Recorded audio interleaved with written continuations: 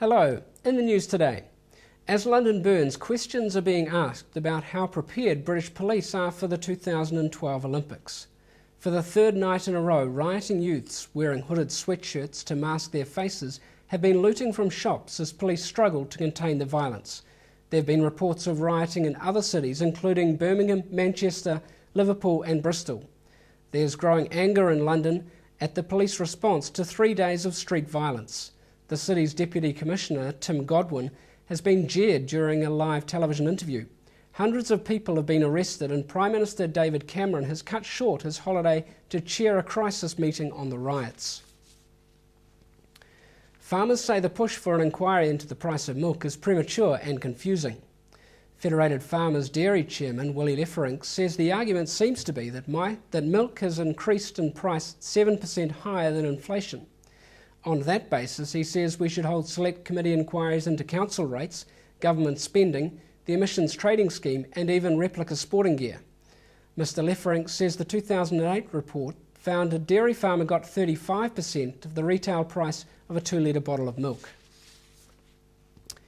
The NZ share market and dollar have fallen again amid concerns that the United States is heading for a recession and further worries about European debt. The New Zealand share market has lost more than 8% since heavy falls on Wall Street last Thursday sparked the slide in global stocks. However, the NZX 40 stabilised by the close and ended down 3% after earlier plunging 3.9%. The release of further details about earthquake damage to major event centres in Christchurch is getting a grim reception. The City Council says engineers are recommending the Hadley Stand at AMI Stadium be demolished. They also say damage to the convention centre is such that it too should be demolished. Labour MP Clayton Cosgrove says the news will have a huge impact on Cantabrians. The man who's become the face of Chronic is quitting the business. Matt Bodine has announced that neither he nor his company will in future be involved in the import and manufacture of synthetic cannabinoid products. Government changes banning synthetic cannabinoids were gazetted today, and the products become illegal from tomorrow week.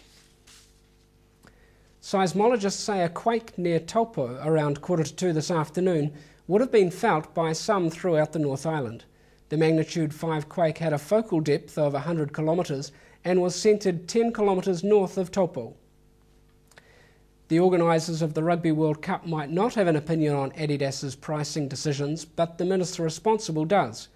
Adidas is charging $220 for replica All Black jerseys sold in New Zealand, even though they can be bought overseas for half the price.